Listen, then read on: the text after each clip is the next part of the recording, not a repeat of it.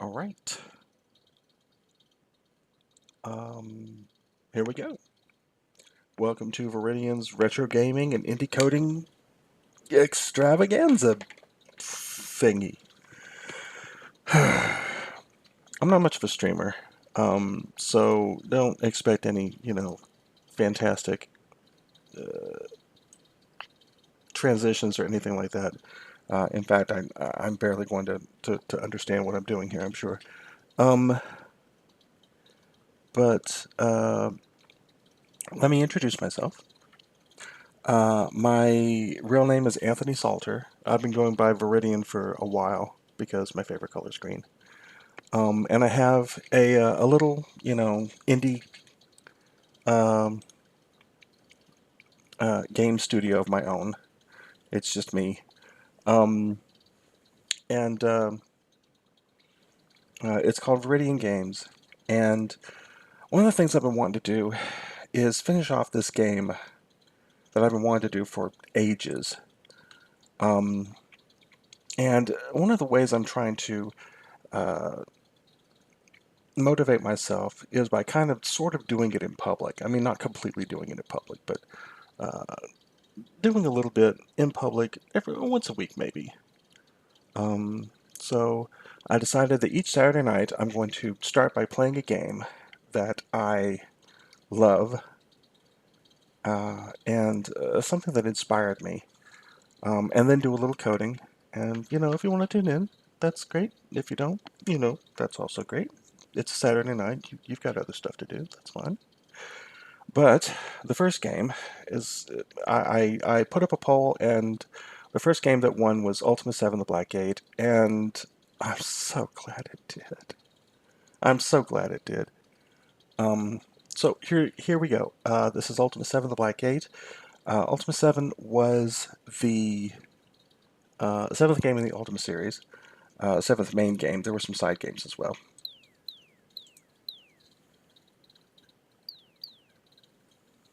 Hey, Root.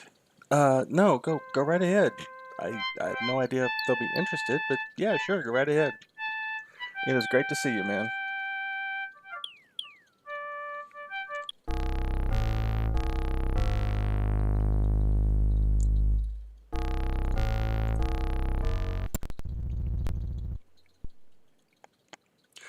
All right. Ladies and gentlemen, welcome to Ultima 7. Ultima 7 was the seventh game in the Ultima series, the seventh main game, and it was created by a company called Origin Systems, which is now sadly defunct. It's an RPG, and with each iteration of the Ultima series, the Ultima team attempted to make the game ever more I don't want to say real because obviously it's not real, but they wanted to make it more internally consistent. Let's put it like that. One of my favorite words to describe this is verisimilitude. I love that word, verisimilitude, and that's describing the internal consistency and internal reality of something that's been created. Um, the Ultimate games had verisimilitude in spades, and this game is just a perfect example of it. Um, oh, is this where I wanted to be? I think I loaded the wrong save. The game was in VGA, and the conceit of this game was that there's no user interface until you need a user interface for something.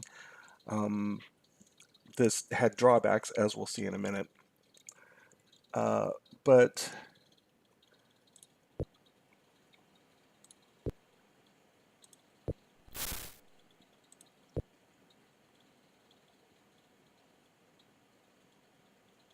oh, I guess this is the right save.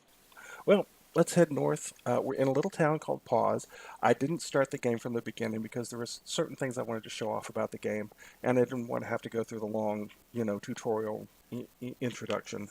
Um, what I wanted to show off most about this game were the amazing things that you can do in it.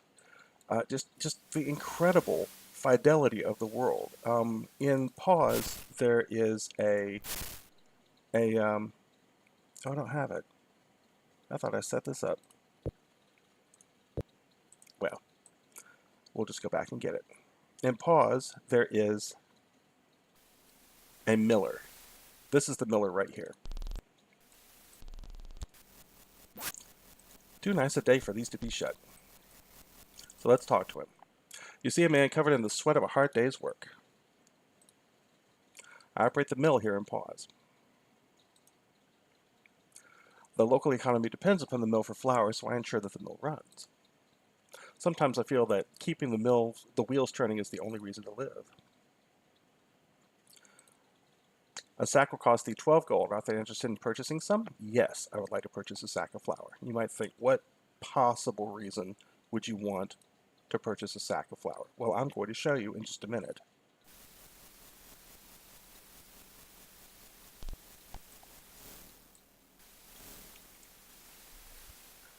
Oh, yeah, I know how to skip the Trinsic puzzle, too. In fact, I know how to get into the secret warp room in Trinsic by piling up a whole bunch of boxes and getting on top of the blacksmiths, and then you could just teleport anywhere, and there's a whole bunch of... It was a cheat room put in for debuggers. Um,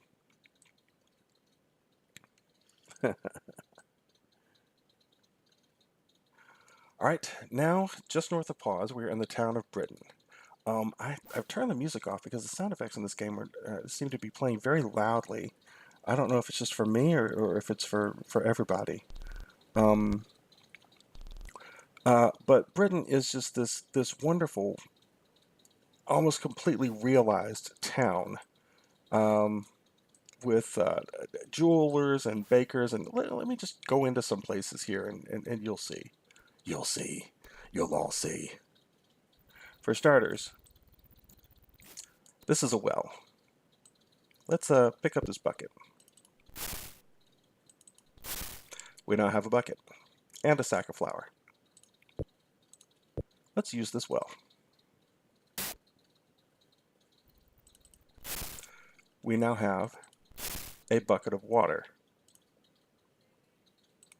What good is a bucket of water, you might ask? Well, this is the baker's.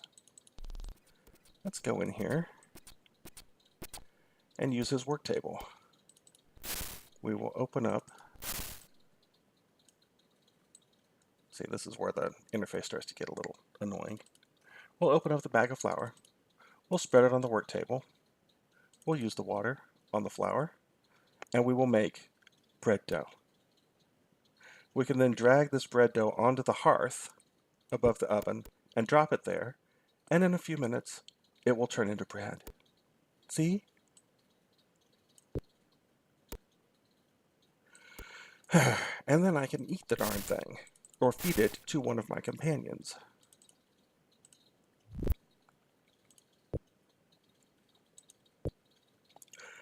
Not only can I eat it or feed it to one of my companions, I can sell it to this guy. Which means that one of the things that you can do in this game is make money in a way other than by raiding dungeons and stuff.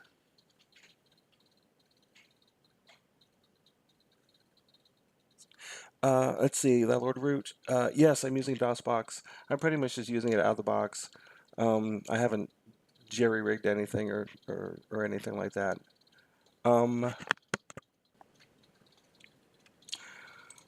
Have you had a sample of my bread yet? Yes, I have. Ah, thou dost agree that it is the sweetest, dost thou not? Sure. Ha, that is see then. Everyone agrees that should be proof enough. I want some. Here thou art, laddie. Willie hands Spark a pastry, and the boy devours it in one gulp. I say, Viridian, I think we need a lot of this for the road. We best buy some, all right? Yeah, right. But, I mean, there's far more than just the baker here. This is the tailor. Can we make cloth? Of course we can. This is the weapon seller. Can we make weapons? Actually, no, we can't. That is one of the things that we can't do in this game. But, you know, there comes a point at which you have to stop adding you know, new interactions to your game so that you can ship the darn thing. Um, what other things can we do in this game? You know, that aren't related to, you know, killing monsters and advancing the plot. Well, for one thing, we can play musical instruments. Oh, I turned the music off. 1 second.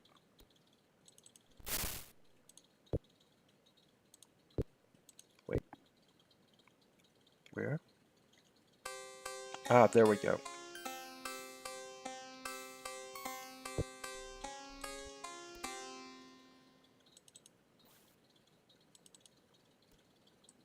I turned the music off and back on, so now it's all inconsistent. There we go. And that's you playing the harp. One of the interesting things about this game was that all of the sound effects were actually done through the music system. There aren't any digital sound effects. So the birds chirping, the water rushing, those are all effectively ad-lib sounds, general MIDI sounds that have been repurposed to stand in for sound effects.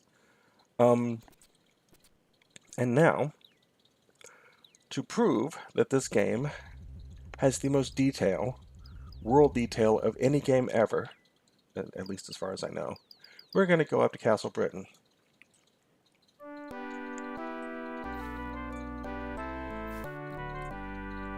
Hello, Chuckles. We're not talking to Chuckles right now.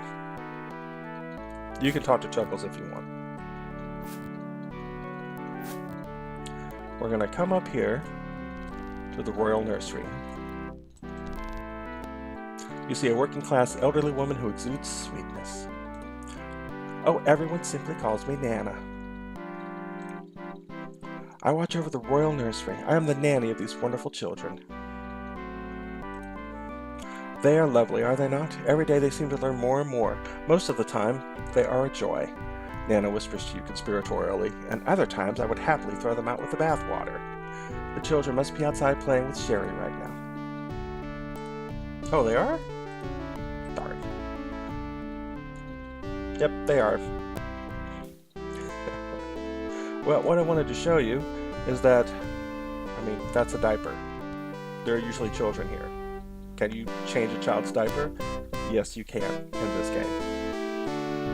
That is the depth of realism that the developers were striving for.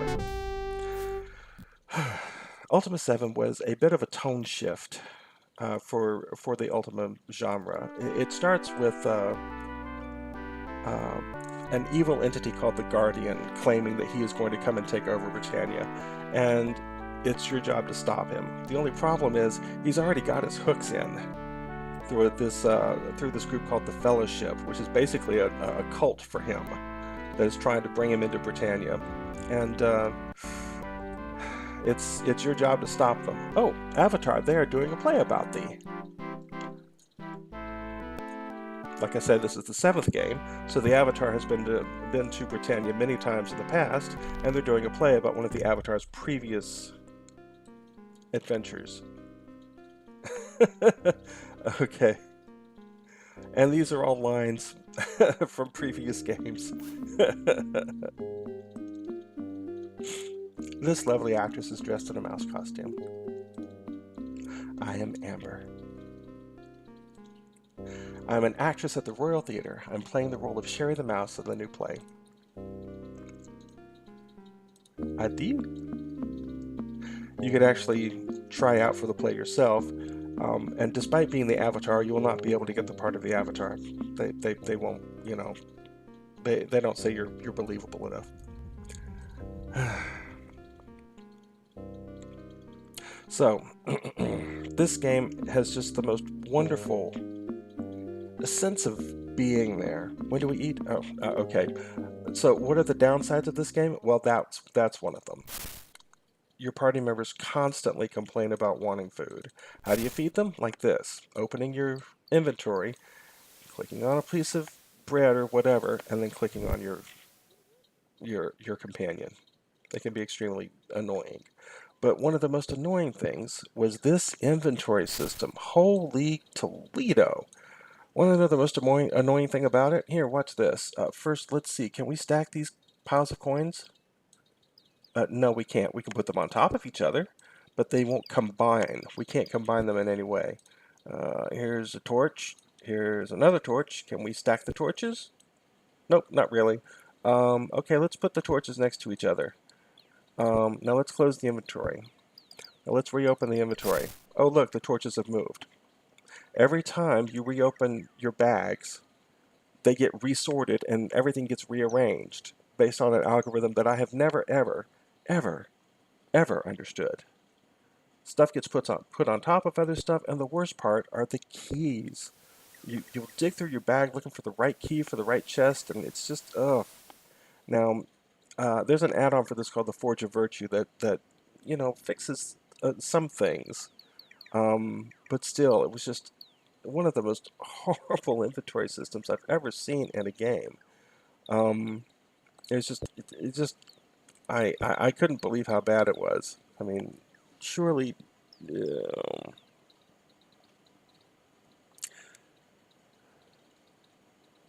hang on, checking chat.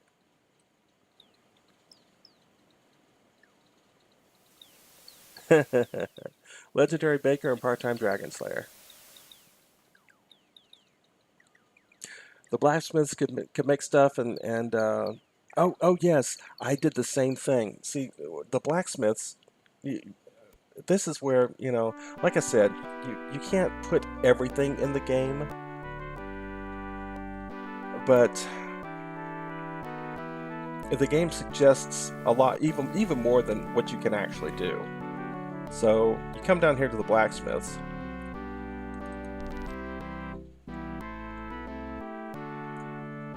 Oh, this is the blacksmith shop. There's the actual blacksmith. And Spark is complaining about being hungry.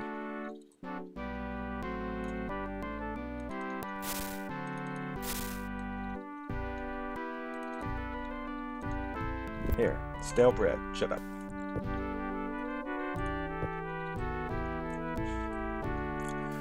But the point was, you would watch the blacksmith take a sword plank, put it on the anvil, and work it and turn it into a sword, and he would think that you could do the same thing, but that was one of the things that you couldn't do in this game. Well, except in a very limited circumstance. There was one circumstance in the add-on Forge of Virtue that allowed you to forge a sword. And that was it. But one of the best things about this game was also just how positive everybody is. Everybody's so nice. Even the Fellowship, as they try to, bring the Guardian into Britannia so that he can wreck it.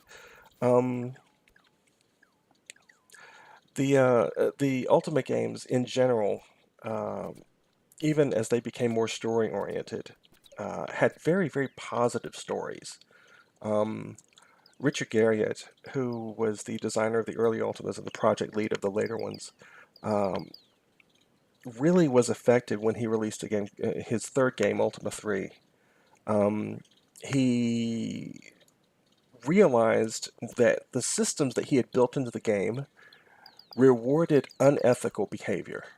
The fastest way to get weapons and armor in Ultima 3 was to steal them. The best way to get money in Ultima 3 was to rob a shopkeeper, and he did not like that. So when he came out with Ultima 4, good lord, how many times is it going to play that theme? When he came out with Ultima 4, he deliberately wanted to reward good behavior and subtly punish bad behavior. And that became a recurring theme throughout the entire Ultimas. Sure, you can steal and rob in the Ultimas, but in a more realistic manner, you'll be punished for it not by the game telling you thou cannot do that, but in a more realistic manner. If I were to try to steal something right now, my friend Yolo, who looks up to me and thinks I'm awesome, would start to lose his faith in me. And he would eventually abandon my party. So that is how, they handled that. One other thing about this game that I hadn't seen in many years, it took many years before I saw this again, were NPC schedules. Every NPC in this game has a schedule. Whoa! did I click on him through the door? This game is buggy. That's the other thing. Yep, I clicked on him through the door. Oh, he's the alchemist. The alchemist. But basically, what will happen is this guy will wander around his alchemy shop during the day, and then at night, he'll go home. Yes, because every single person in this game has a home. They have a bed to sleep in. They wake up in the morning, they eat something, they go to work, they... Will you shut up, Spark? Um, they go to work at the end of the day. They typically come here to the Blue Boar, to the pub, have a meal, talk to everybody, and then they go home and go to bed. And one of the most interesting things about this game is that you can learn a lot about people by following them around. In fact, there's one little secret is that the mayor of Britain, of this town that we're in, is actually getting a little something on the side. And if you follow him around, you can catch him in the act. And that's part of one of the plot lines in this game. Let's see. Other bad things about this game, the combat is terrible. Basically, when you get into combat, all you can do is, equip your guys with the best weapons and armor you can find for them. Turn on combat mode and pray that they do well. And as a result, you're going to want to, save the game every time you leave town. Oh, we've got other fun stuff like this. Little puppet show. I've never been able to ring the bell on this thing.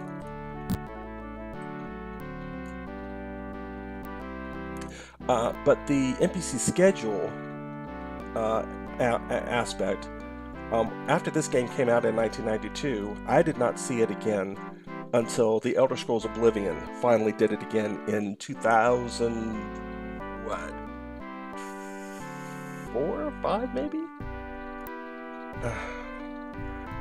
Now, the thing is, you don't need NPC schedules to make a decent RPG. There were tons of RPGs between Ultima VII and Oblivion that were fantastic. There was Fallout, there was Morrowind, etc., etc. There was the Baldur's Gate series. None of those games had NPC schedules. None of them had NPCs that were as deep as this game. They were all great RPGs, so you don't need it. But having it there just allowed you to inhabit the world a bit more.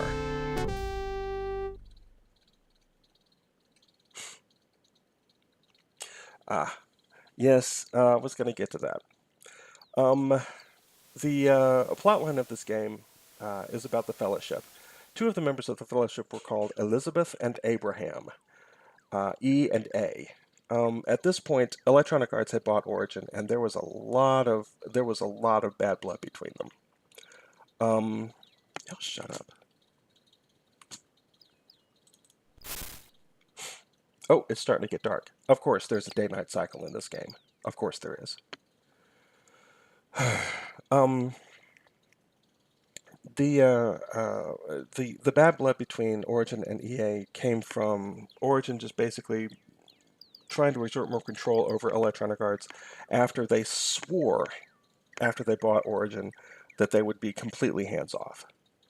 And it's a really, really sad story, and I actually was there at Origin for part of it. But eventually EA exerted more and more and more control over Origin until they finally just took over the company completely. At which point anyone, who was working at the company and actually, cared about their careers jumped ship, including me. It's sad. Origin eventually was shut down. Origin eventually became the company that ran Ultima Online, and then EA absorbed Origin support for Ultima Online and shut the company down completely.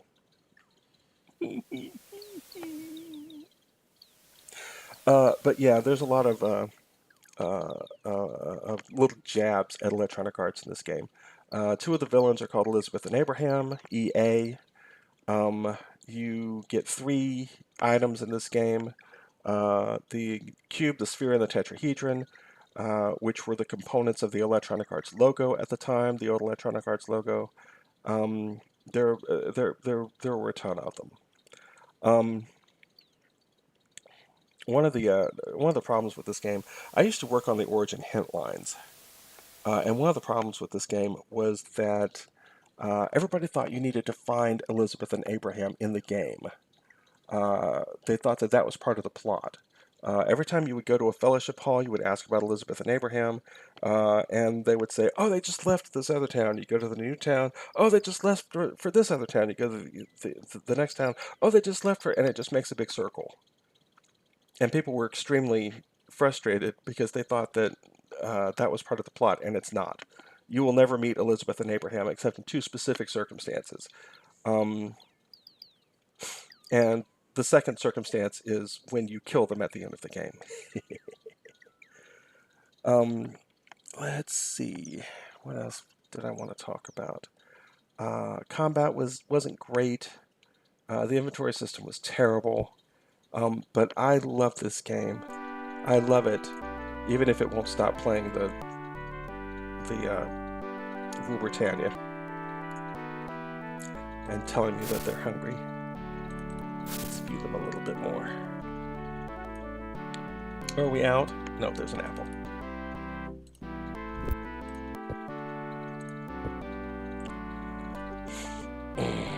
Alright, we're about to leave Britain, and like I said, combat is extremely iffy.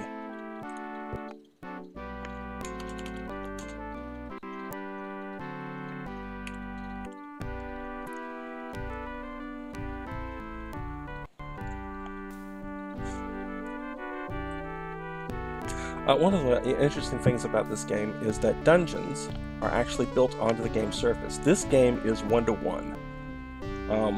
Whereas other games would have an overworld map and then town maps, this game has nothing but the overworld map. And you might think, well, how did they do dungeons then? Oop! I forgot about this pumpkin patch. Dungeons are actually inside mountains. And if I can get there real quick. Oh, first I want to see if I remember if this thing was over here. Was it here? I thought it was here. I'm looking for a secret to show you guys.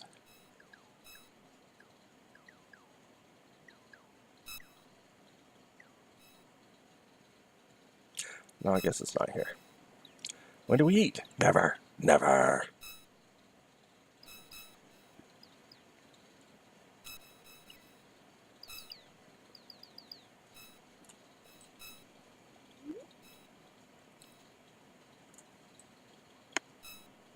We've already got a mystery here. Where is this? How did we get in here?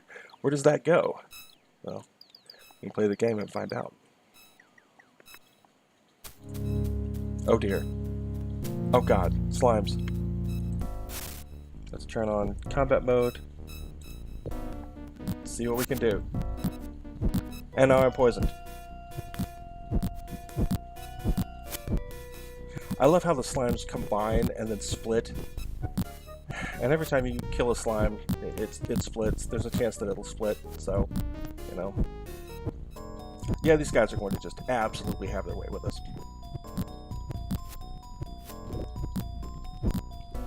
Maybe. Oh, yep, I'm dead as Elvis.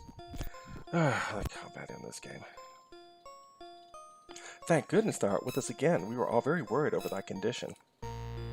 Thou hast been unconscious for so long that we thought thou hadst lost thy life.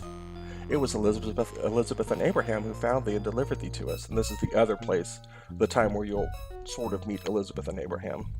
This is the Fellowship Hall. They brought thee here along their way to Britain. I am glad to see thee still alive, my good friend. I was sorely grieved at thine apparent demise. In the midst of our battle I did lose track of thee. It is good to find thee safe. If thou art feeling up to it, let us continue our quest. Alright, the music we're listening to now is the Fellowship theme.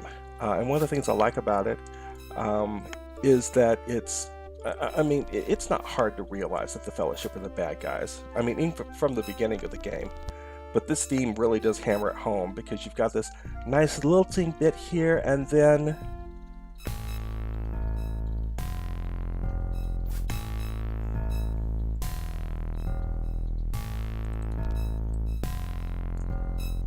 yeah, that's not the music of a cult that wants to take over the world. Oh, nice and pretty again. Oh, jeez, Gromit. Can I steal this?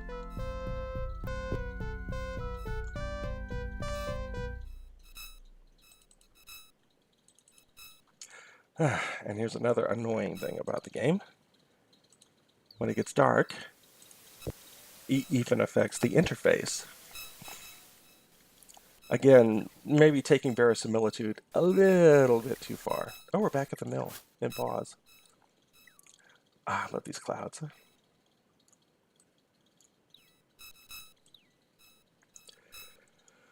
Let's see. Did I pick up the bedroll? I don't know if I did. I don't think I did. I think I left Trinsic too quickly. There's a bedroll that you can use to sleep out in the wilderness. I don't think I have it. Well, anyway. Oh, look at that cow. Look at that cow. Let's talk to the cow.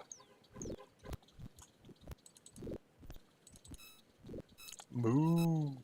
And then Spark says, moo.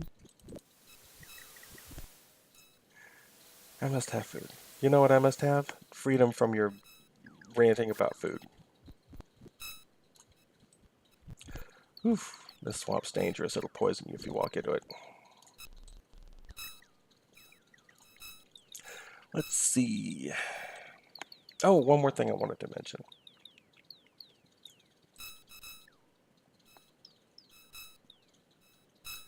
Let's get back to Britain if we can.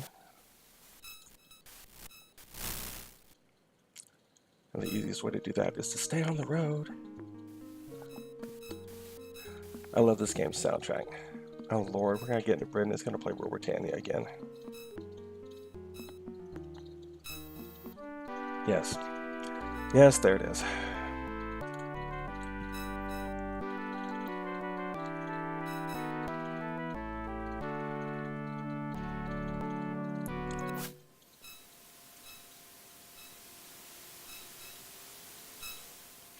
Oh, that was another interesting thing.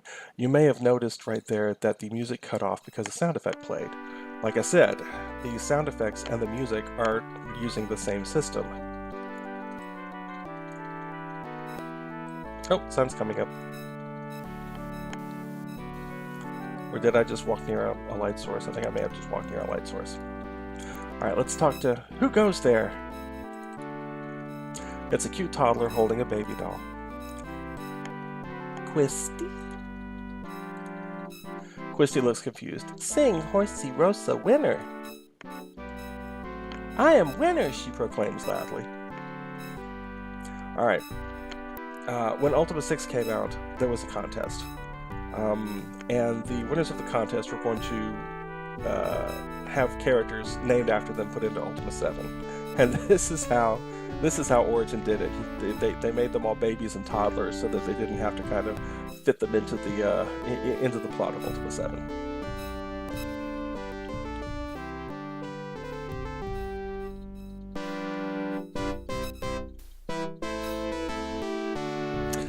Yeah, the soundtrack of this game is great. You should look it up on YouTube, I'm sure. Bye-bye, says Quisty. Can we sleep in this bed? Oh, yes, we can.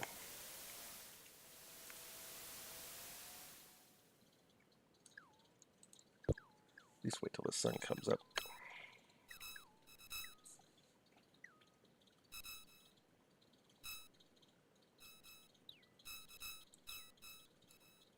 Yes, my friend, rest and heal, so that you are strong and able to face the perils before you. Pleasant dreams. That was the Guardian. And that happens at fairly rare, fairly odd intervals during the game. You'll forget about him for a while, and then you'll do something, and he will talk. And when he talks, they deliberately made it so that you can't tell if he's talking to the avatar or if he's talking to you.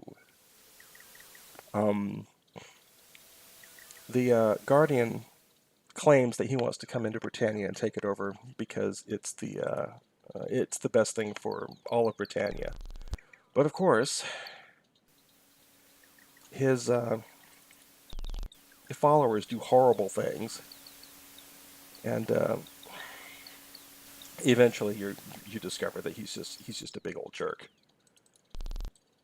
And in fact, 7, 8, and 9, the last 3 games of the series, were all about defeating the. Oh, good lord! I gotta get out of Britain. We're all about defeating the Guardian. All right. Was there anything else I wanted to say about this game?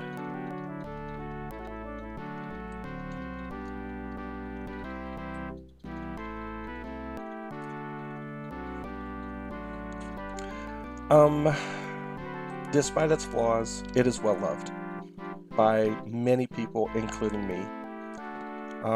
It's one of my favorite games, although I haven't sat down and actually played it through in a long time. If I did, I would probably find some way to, get around this. And I think there's a way to do it. The whole I must have food thing.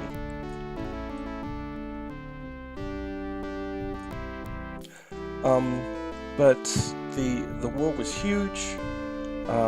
It was incredibly detailed. The NPCs had schedules. It just had a feeling of realness that other games just lacked, and I loved it. And if I could make a game with that level of verisimilitude, I definitely would do it.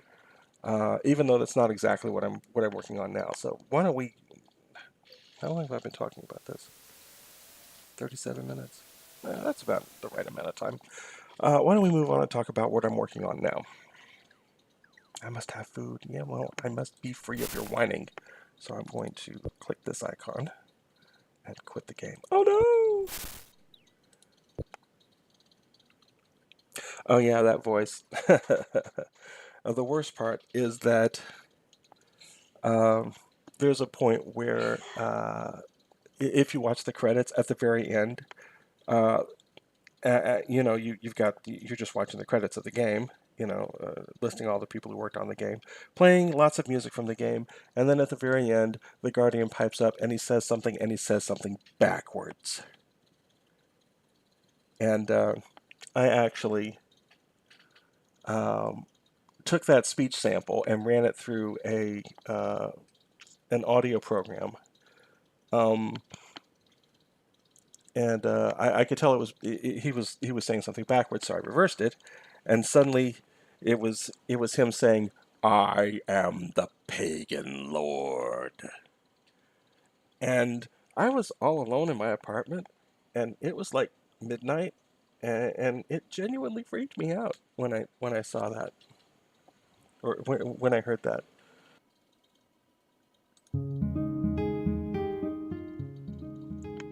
Tonight's programming music will be the Chrono Cross soundtrack, one of my favorite game soundtracks from one of my favorite games. We are now moving on to the coding part of the stream. If you don't care about coding, then feel free to leave. I mean, I'm not gonna make you stay. Hey, I like MSVC. It's better than it used to be, let me tell you. All right, here's the type of game I'm making. It's called Planitia, and it's basically a god game / RTS. And if anyone out there is a retro gamer like me, which you probably are,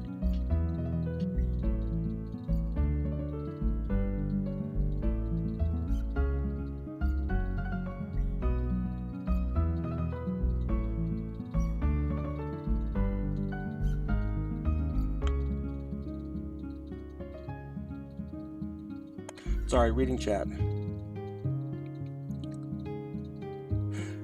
Yes, exactly. Like Populous or Black and White. In fact, Populous is the most direct inspiration for Planitia.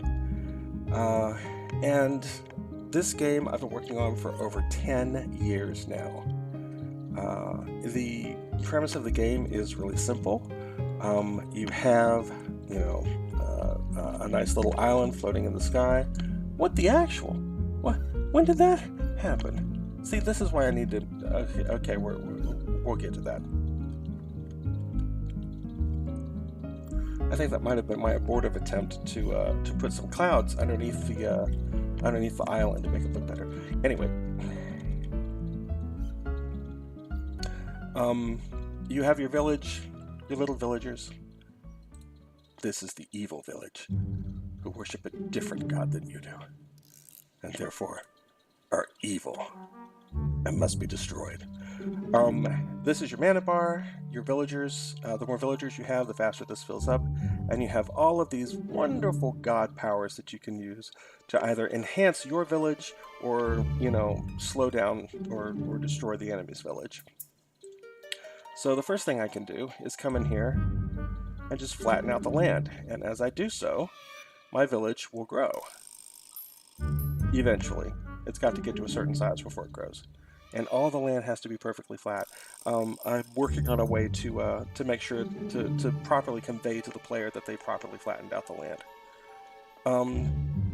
Meanwhile, over here, I'll drop an earthquake on their village to unflatten the land so that they can't use it until they flatten it. Of course, it's the computer, so he reflattens it right away. But that slows down his village's growth. I can also ruin some of the land. Drop a flame strike in his village. It's green because my color is green, and his villagers start to die. I can hit him with a lightning bolt.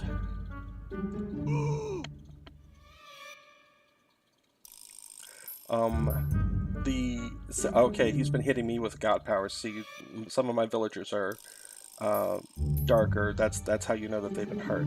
So I can use healing light on my own villagers to heal them.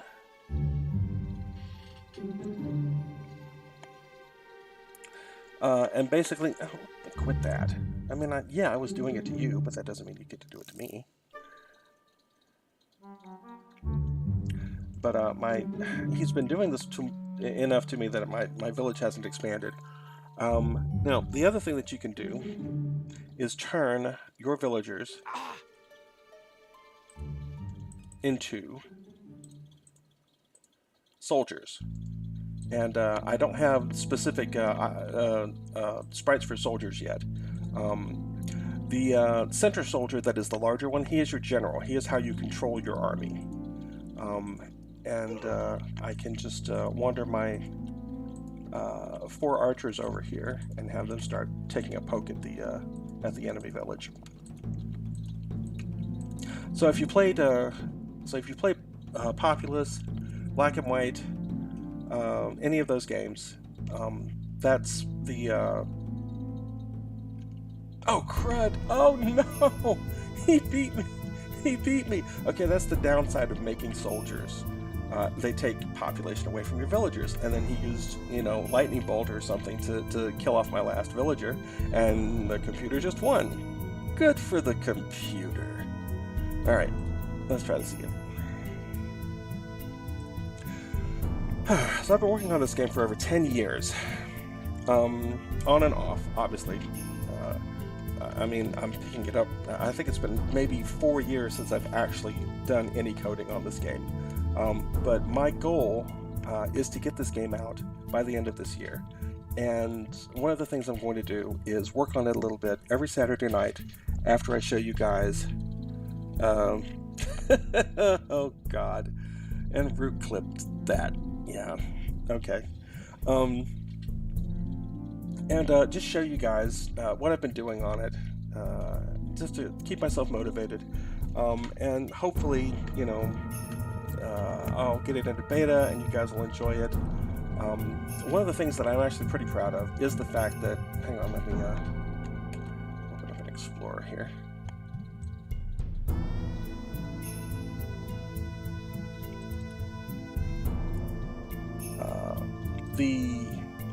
This particular version of the game is the bad version, and you may go, what, this is the bad version? It's got, you know, it's got nice graphics, it's got a nice, you know, title screen, it's got gameplay. How can this be the bad version? Okay, well, it's the bad version for a couple of reasons.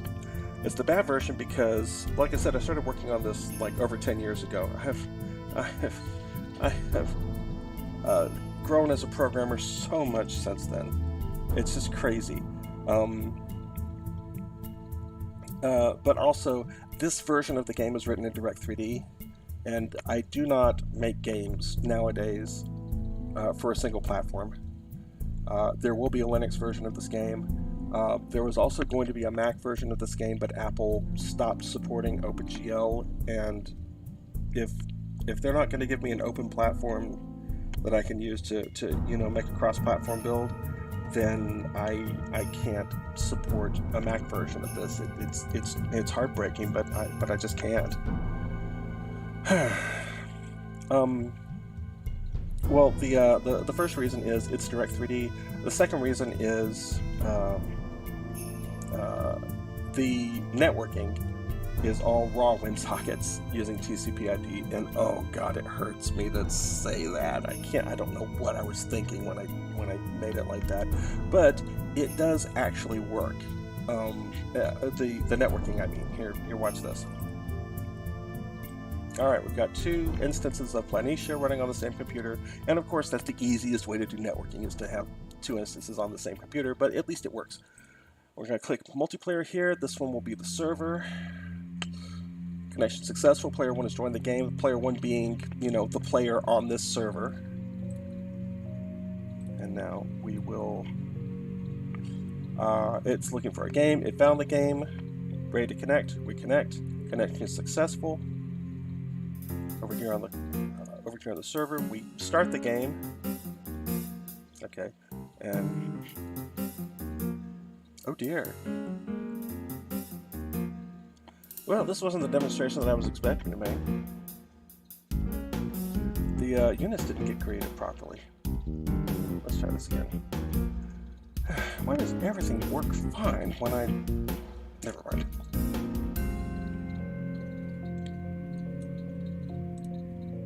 Because I did all of this, every single bit of this, I did all of it already, you know, to get ready for the stream.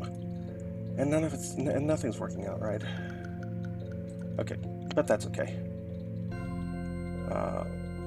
Server's ready, multiplayer, client, connect, connection successful, start game, there we go.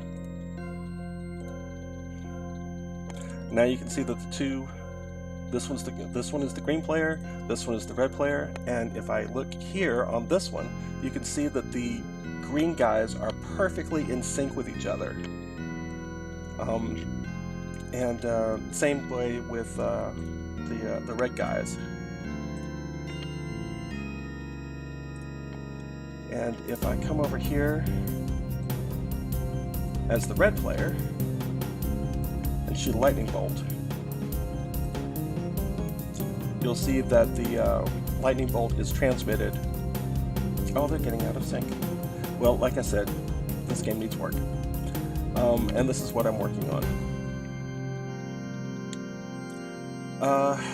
So this is what I'm thinking.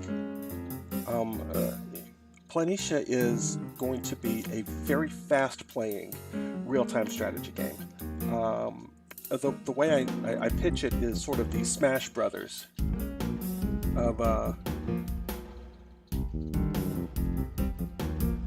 the Smash Brothers of real-time strategy games. Sorry, I was reading the chat.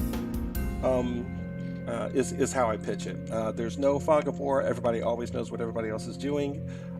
Your villagers go very, very quickly. You get mana very fast. You can start throwing down god powers pretty quick. My hope is that, you know, it's this big glorious mess, but that still has some, you know, interesting tactical decisions that players can make. And then once it's over, everybody goes, let's go again. That's my goal for this game. All right, so now let me show you what I've actually got.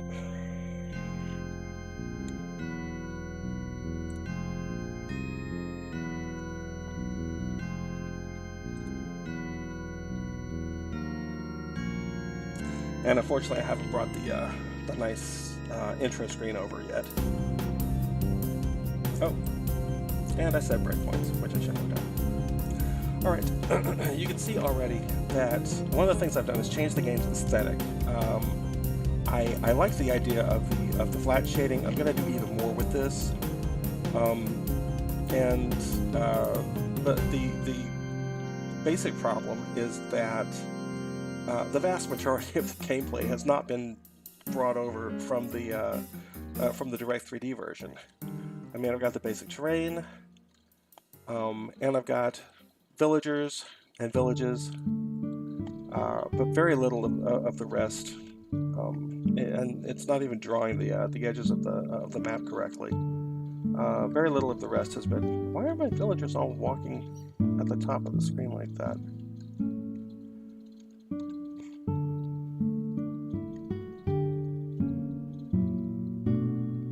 Well, anyway. But this is my goal, to get this game out by the end of this year. To have it, be on Steam, be on GOG, and just be out there for anybody else like me who misses the heck out of Populous and wishes that somebody would make another game like it. I've waited for 10 years. I've been working on this game, but secretly I've been wanting to not have to work on the game, if that makes any sense whatsoever. Secretly, I want someone to come along and go, here, Anthony, here is the game that you have been waiting for. You don't have to make it. Here it is. It's a gift from me to you. And there are so many times when I thought that's what was going to happen. There was a game called From Dust that had terrain manipulation and had god powers, and I thought that was going to be it, but that turned into a puzzle game. And then there was Peter Molyneux's Goddess, and the less said about that, the better. Seriously. But that's my goal. I love taking older game ideas that have kind of gone by the wayside and revitalizing them, and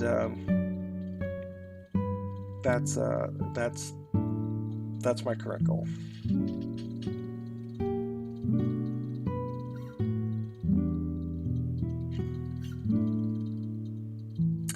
Let's see.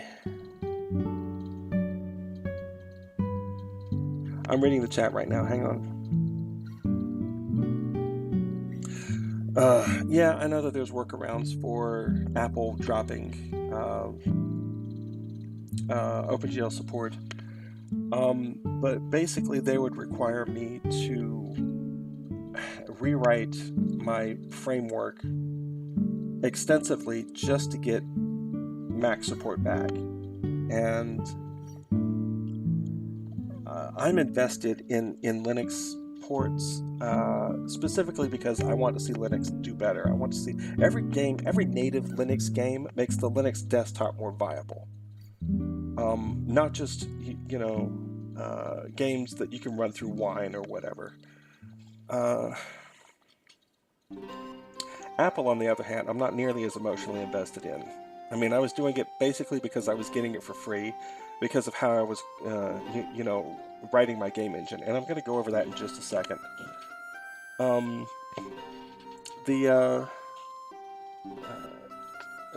problem, like I said, is that I'm just not as emotionally invested in making an Apple version if they're going to make it that difficult for me. Aren't these guys cute? The logo and my little guys, and even the little Ultima style icon that I use for my avatar, were all done by this fantastic artist named Alexis Bogue. She's great. I'm hoping that I will eventually be able to pay her some more to make me some more art, like archers and warriors and whatnot.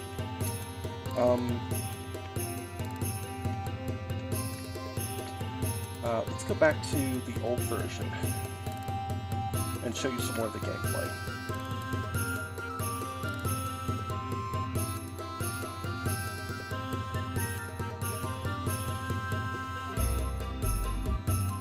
Oh yeah, Apple is awful.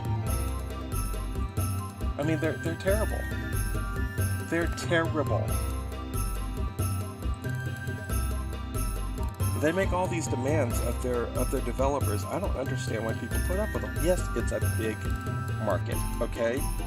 But good grief, $100 just to be able to build your project. $100. Yearly, a yearly fee for you just to be able to be part of the Apple, developer community. And then they continually change their APIs as well as their requirements for games. And when they said, okay, well, you need a 32-bit and a 64-bit version of your app, that just required. I was working on another game called Fargo at the time, and that was just such the most hugest pain in the buttocks when they did that. What are you doing? Why do you hate me all of a sudden? I just built you. What's wrong with Fmod? Oh. I'm building in 64. Fmod is a 32-bit library. I should have realized that.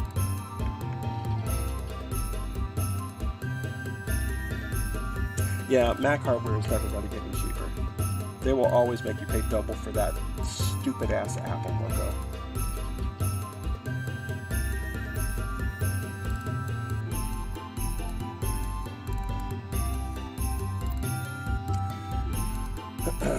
Yes, having good wine support is good, but like I said, having a native Linux executable means that you don't have to wonder if it's going to work on your system. If you've got, OpenGL drivers installed for whatever OpenGL hardware you've got, then, a native Linux version should just work.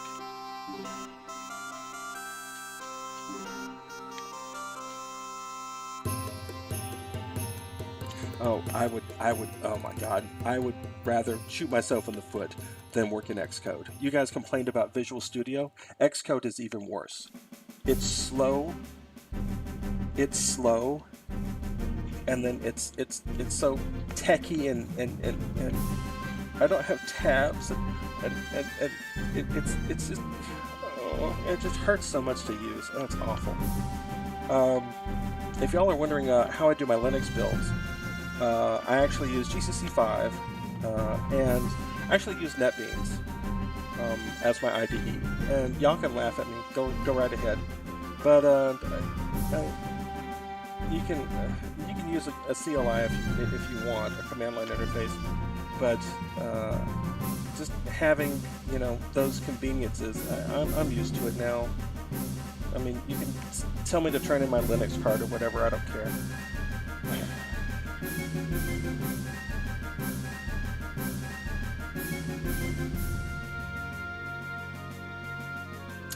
Yes, I am familiar with CMake. I don't feel like doing that. I'm sorry. I have a project. I have a Visual Studio project for the source code and a NetBeans project for the source code, and the source is the same. The projects can be different. That's fine for me.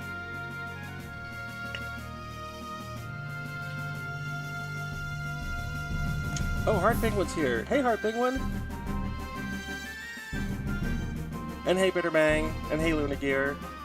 I'm sorry, I'm a terrible streamer. I should greet everybody when they come in. I don't even see when people come in because I don't know what I'm doing. I have no idea what I'm doing when it comes to streaming.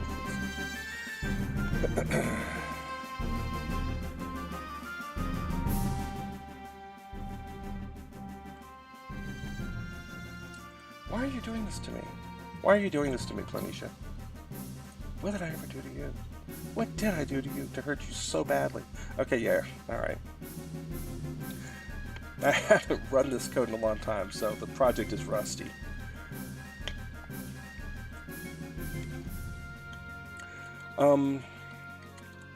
But let's see, other stuff I can do.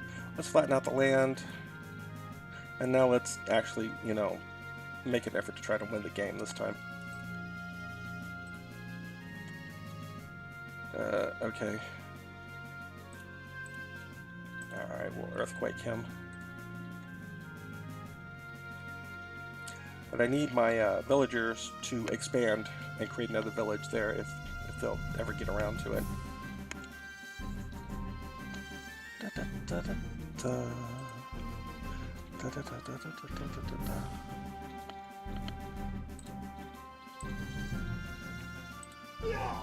Ha. Yes. Yes. I'm out of mirror. I can't finish them off. One of the things I found strangest that was so difficult was creating this darn mini-map.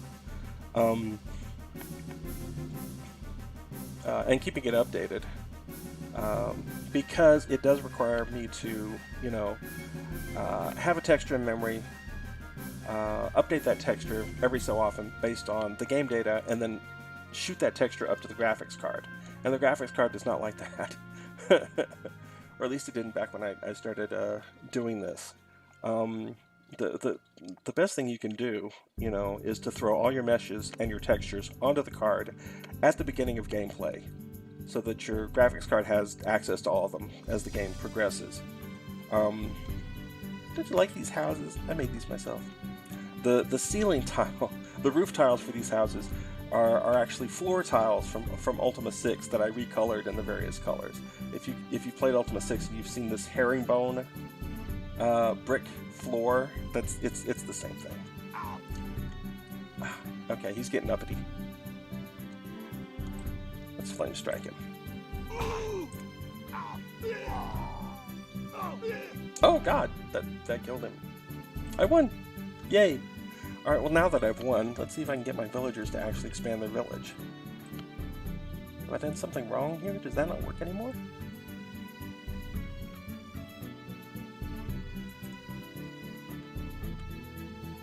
I think the AI was just... I'm actually really proud of this little animation on the water. That's not the texture. That's me manipulating the UV coordinates of the vertices.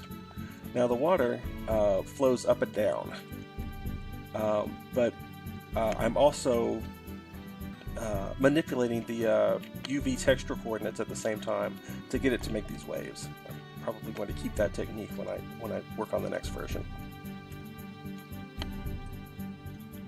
And I just wanted to make me another village so that I can make some soldiers and stuff and show you guys that. Well, the game's not cooperating with me.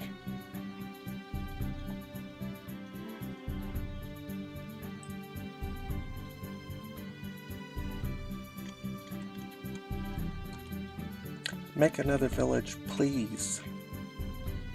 Okay, there must be something wrong. There must be something wrong. They should have made another village by now. Well, anyway, that's the basics of it. That's the goal, to create a fast-playing, real-time strategy game with god powers, sort of the Smash Brothers of real-time strategy. And to get it out by the end of the year, and hopefully for people to enjoy it. Alright, let's close the bad version, which has much more gameplay than the quote-unquote good version. The reason this is the good version is because of this. I have a framework library now. Hang on a second, I'm checking chat. Oh, Heart Penguin, you're going to have to come back next week. Because next week I've already scheduled that I'm going to play both Populous 2 and Populous 3. And show you guys exactly, you know, what those, how those games have aged. One has aged well, the other has not. You'll have to see which is which. All right. So how am I doing this? My basic framework that I now make all of my games with consists of these files and some support libraries. I am using SDL2 as my basic game loop, input-output, sound, well, not sound, not anymore, but as the basic game pump, if you will. And I'm using OpenGL for all of my graphics, even 2D graphics, because of course once you switch to OpenGL, you can't use OpenGL and SCL drawing at the same time. It's one or the other. This is supported by several libraries. The best of which is this library called So Loud. It was written by a friend of mine named Jari Komppa, who's from Finland, and it's a dirt simple sound library that is also very fully featured. And I was really glad I didn't have to write that myself. Everything I use is open source. All of the libraries I use are open. And I've very deliberately selected these because I don't want anyone to be able to come along later and say, hey, I own part of your game because you used a library that I wrote that wasn't open source. I keep hearing a lot about So Loud lately. Well, I do talk about it a lot on my Twitter. My villagers are apostates. No, my villagers are loyal, worshippers. It's his villagers that are apostates.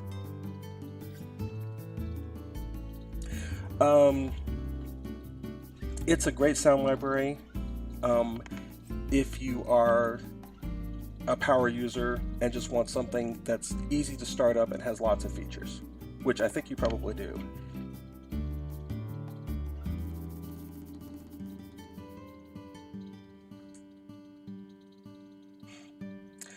The sound and music landed outside your scope. That's a shame.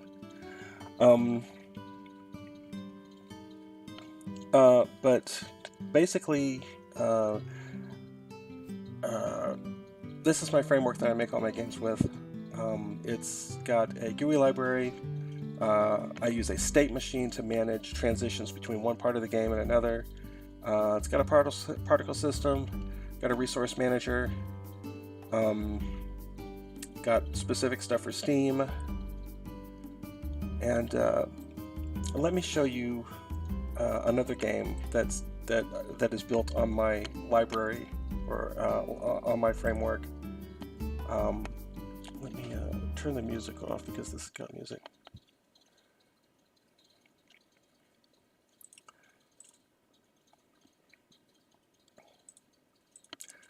Give me just 1 second. This is Robot Wants It All, which is the current project I'm working on under contract. And I don't think the lead is going to mind me showing this off because it's about to launch soon, and he needs all the press he can get. Hey, worshippers can get confused about what the Lord wants. It's happened before. There we go. Okay. All right. This is Robot Wants It All. I love it. It's a great little game. Let me turn the sound up a little bit. I typically develop with the sound off. All right. One of the first things I want to point out are these animated menus. Mike designed them. I programmed them. I think they're great. But let's go ahead and start playing one of these. Let's start with the first one. Robot Wants Kitty. And we'll just play the classic map. This was the first game that he made in the series, and it's really, really simple. Here's Robot. There's Kitty. Robot wants Kitty. How is Robot gonna get Kitty? Because Robot right now can't even jump. Well, Robot is going to get Kitty by finding power-ups and traversing the map. Unfortunately, there are transmatter computrons that act as checkpoints because this game can be a little difficult. Now, because this was the first game that he made, it's the... Oh, that mapping is wrong. Sorry, give me a second. I can't stand fire on X, it needs to be on B.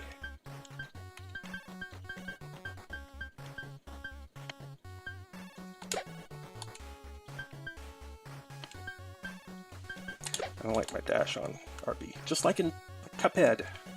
I need my dash on RB in Cuphead.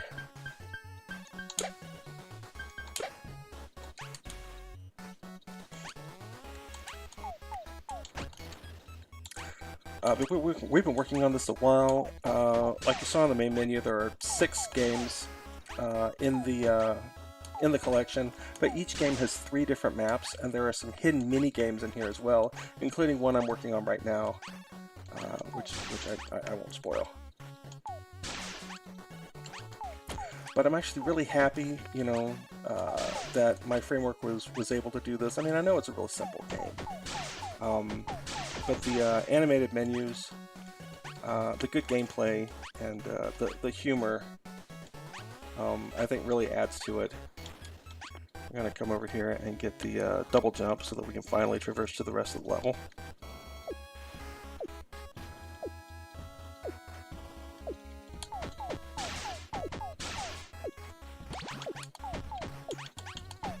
And shoot these annoying things.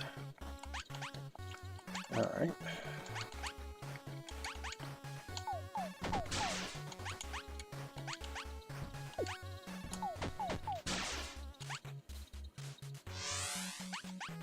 Oh, that's something else I'm proud of. Based on what part of the map you're in, the music crossfades, and this was why we had to go to So Loud. I started with STL Mixer. STL Mixer cannot do that. It just can't. It has one music file. See? Now we're back on the blue music. And now we're going to go to the Sandy music.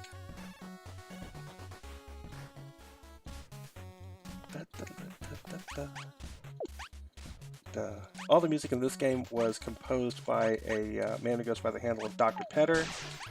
He's huge in the Legendary community for several reasons. First, because he's a great musician. Secondly, because he created a tool called BGFX that allows you to very quickly make sound effects for your games, even if you don't have any talent whatsoever. You basically just manipulate some sliders and sound effects pop out. It's pretty amazing. Did I forget to get the green key again? I think I did. I always do that.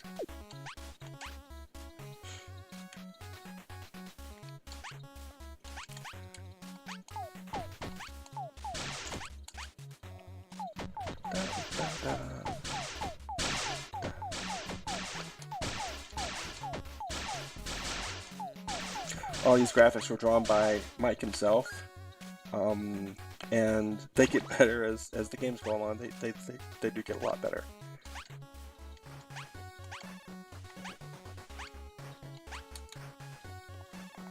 Let's see what chat has to say.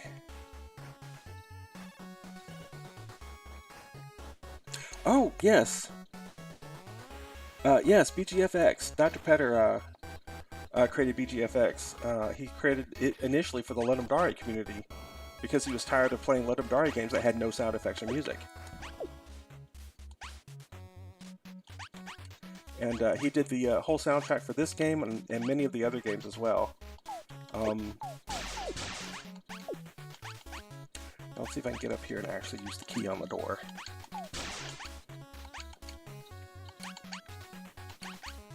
Remember, you are the one who must open the door. Man, I hope Kingdom Hearts 3 is good. Please let that game be good. Please let that game be good.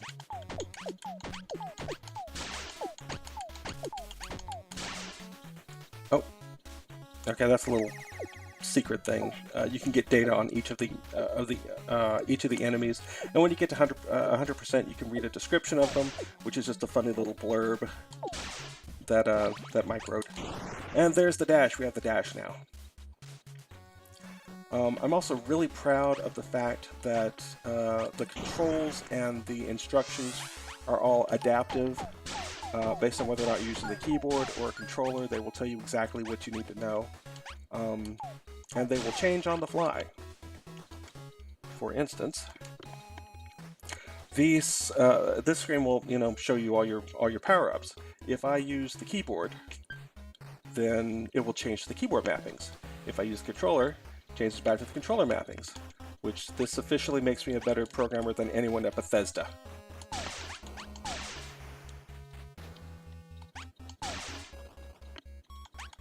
Right, don't have the red key yet. Ah, don't kill me, Squiddy!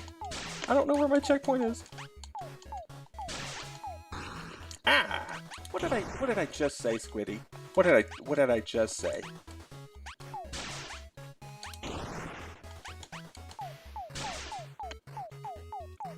All of these games were built for speedrunning. Oh, excuse me a second.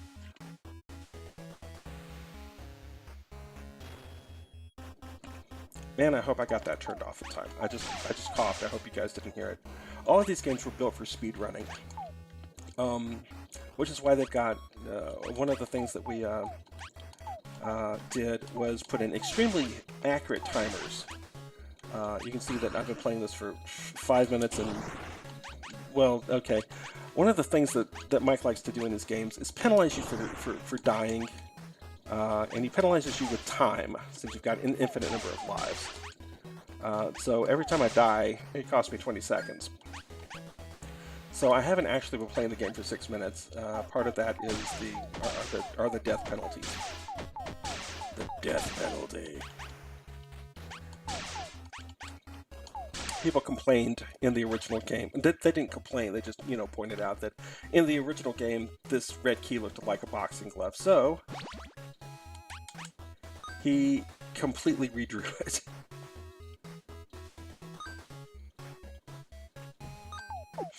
Now we're going to have a little fun, seeing if we can do a little trick.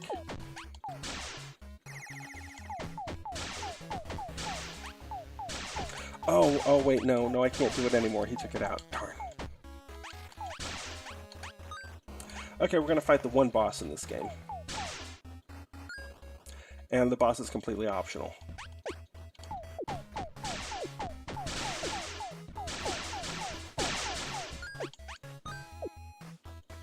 This is the Lord of Slime.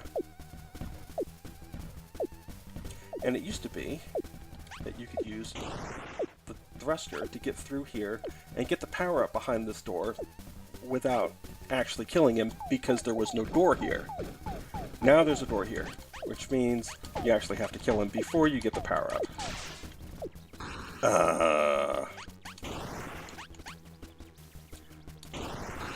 For crying out loud. I never said I was good at this game. I don't know where you guys got that idea.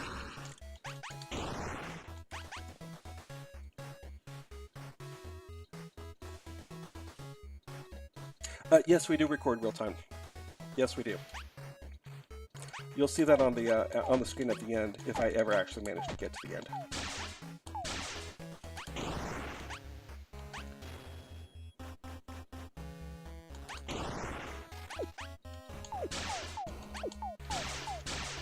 Which I will. I'm actually fairly good at this map. I mean, it has been. I have been playing it for a while.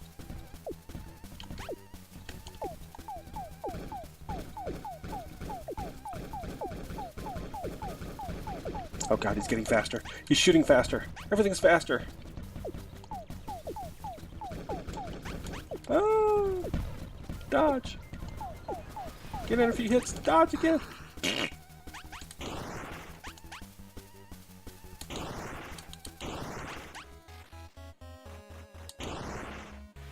At least I get back there fast now.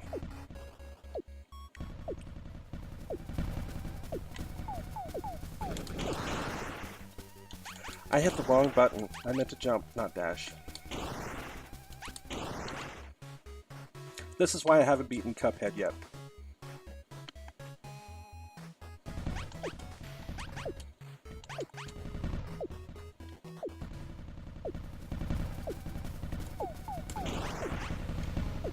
Yes! Got him. Now we can come up here and get the Annihilator.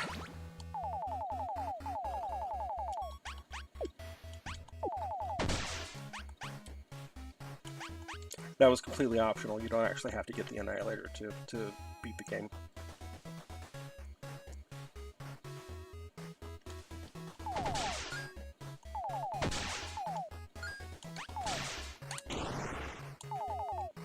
Do I have blue key? No, I don't. Ah. Anthony, you said you knew how to play this game. You're right. I do know how to play this game. I know how to play it very badly.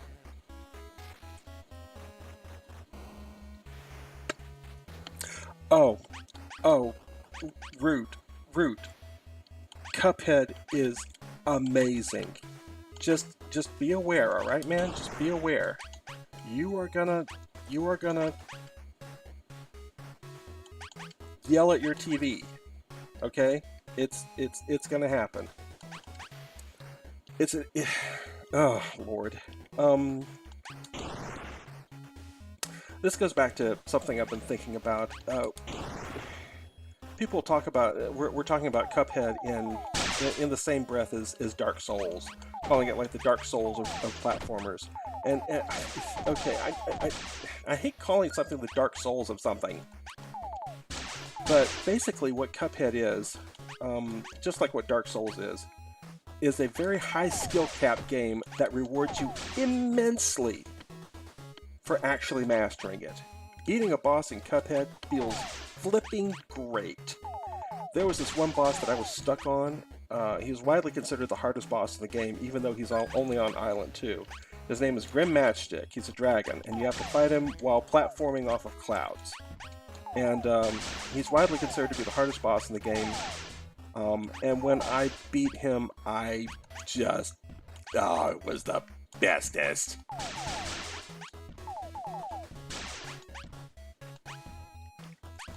Alright, now we need to not die, because it is a bit of a ways back.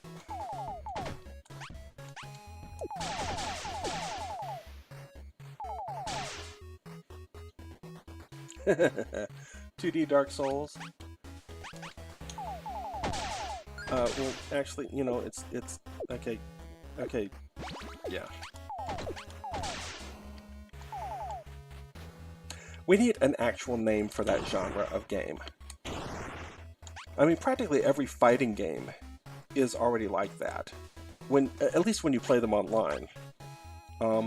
Very high skill cap. You know, you can't button mash your way through it. No matter how many times you might try, if you don't actually know how to play the game, you will not progress in the game. Most games nowadays, they want you to see the whole game, so, you know, they'll give you a way out. But games like Cuphead and Dark Souls do not do that.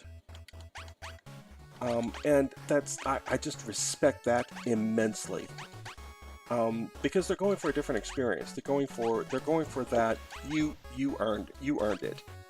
I mean, someone's got, you know, the achievement for beating Cuphead, you know they earned that. They didn't just, you know, do it until they got lucky. They earned it.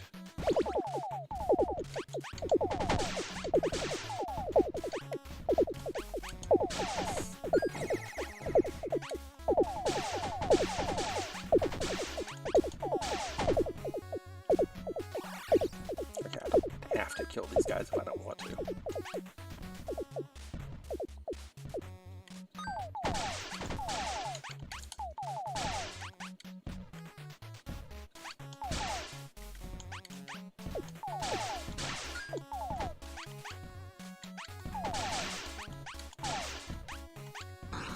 Poop.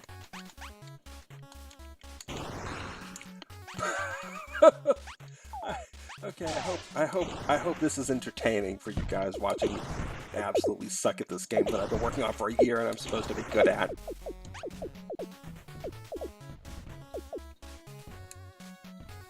Have I ever done development? Have I done development on other platforms? Yeah. Let's see. I've made games on the Mac. I've made games on the iPhone. I've made games on Windows CE, if you remember that platform. It was Microsoft's original mobile platform. Let's see, what else have I mean, back in the day I was making games on the Atari ST and, you know, platforms like that.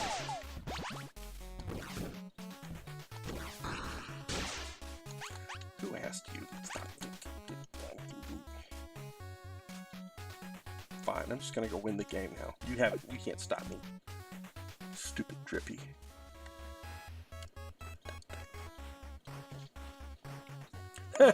Yes, there were games released for CE. I actually worked at a company called Gizmondo. And I don't know if you guys have heard of Gizmondo, but boy howdy was that just the biggest of all train wrecks. The Gizmondo was a Windows CE based device. I got the kitty! Yay! He doesn't seem particularly happy that I got him. But Robot got kitty, which is what's important.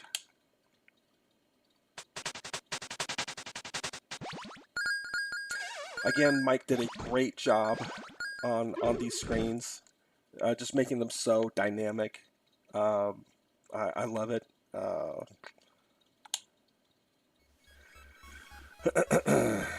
And now I can go back and look at all my stats.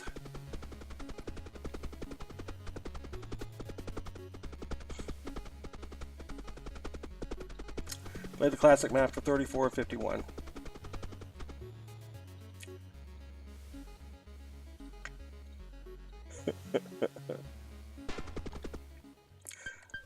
Come over here to awards, and I can see, all the awards I've been given for, there's the award for killing.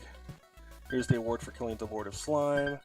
This is the bad award for dying too much, and the award for doing it fast, and the award for playing on the classic, etc., etc., etc., etc.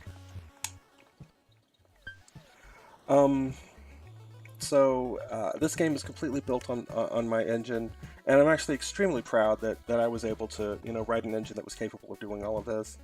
The animated menus in particular, I'm really proud of. I mean, I didn't lay them out or animate them. Mike designed all of that. I'm just proud that I was able to write an engine that was able to give him what he wanted.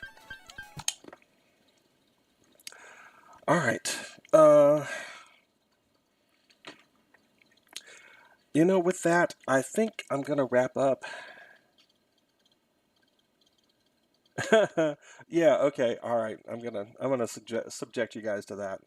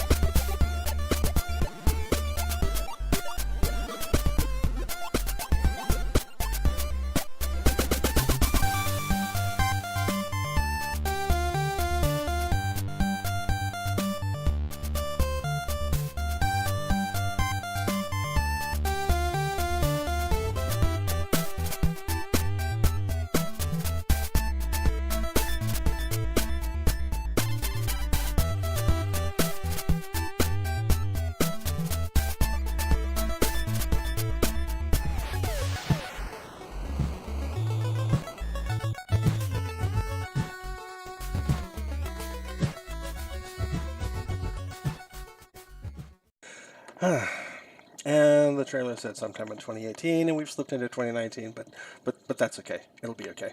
It'll be okay.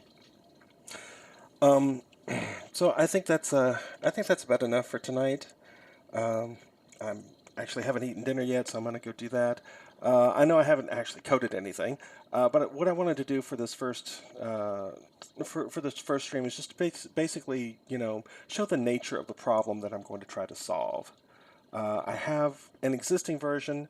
I don't like how well it was programmed, but it does have a lot of gameplay already done. I have a new version based on a new framework that I'm actually really proud of, but so far it's not very fully featured. And so that's the nature of the problem, porting, gameplay from one to the other, getting the game to look the way I want it, and hoping that it's something that the market will like when when I finally get it done. Let's see. Any other questions? Anybody have any other questions? Yeah, we're on YouTube, on Twitch. Cockies, thank you. Looks awesome. Yes. Really nice menu, Yui. Very slick. Thank you. I programmed it. Mike designed it. And he's what's for dinner? um, we'll talk about that in a minute, sweetie.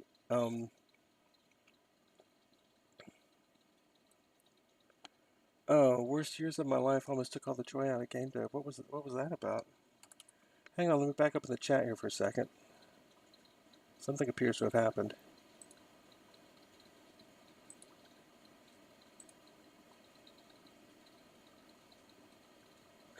Yes, the Gizmondo was a handheld.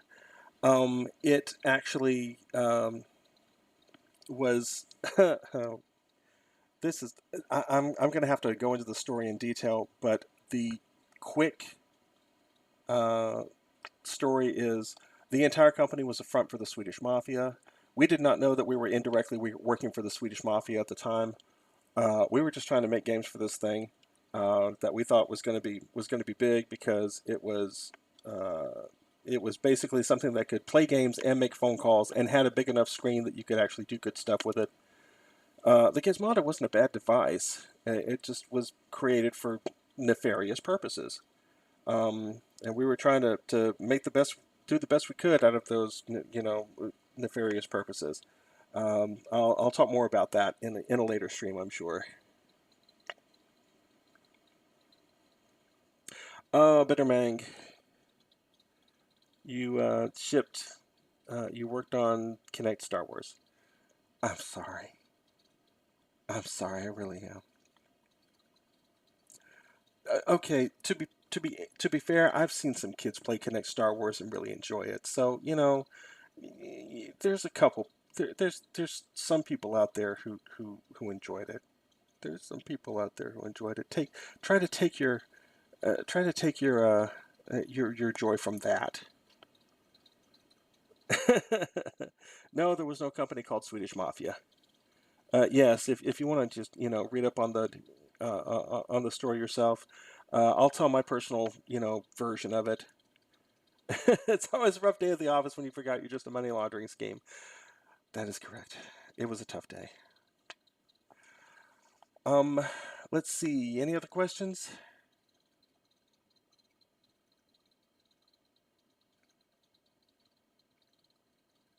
Yeah, there's a DeLorean in that story. Yeah, in the Gizmodo story. I never, saw it or anything. In fact, I have never actually met any of the Swedish Mafia guys. But it was kind of weird finding out that we were indirectly working for the Swedish Mafia once it was all over. Thanks for coming by, Heart Penguin. Thanks for coming by, everybody. Thank you all so much. I can't believe how many people actually came by. I'm going to put up a poll. Oh wait, no, I'm actually not going to put up a poll for the next stream. Like I said, next stream is going to be Populous 2 and Populous 3 as the retro games, and then I'll do some coding. But then after that, I want to go ahead and do those games because they are direct, predecessors to the game I'm trying to make, and I want to show where I got the good things and bad things about them, what I got out of them. And then after that, I'll start doing the poll again. If you want, the poll is on Twitter. Follow my Twitter. If you can I type in my Twitter here. That's a thing I should be able to do.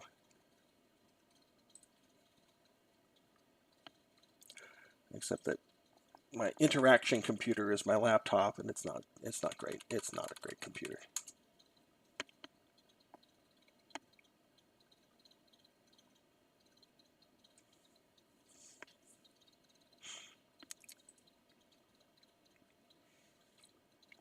Yes, that's me.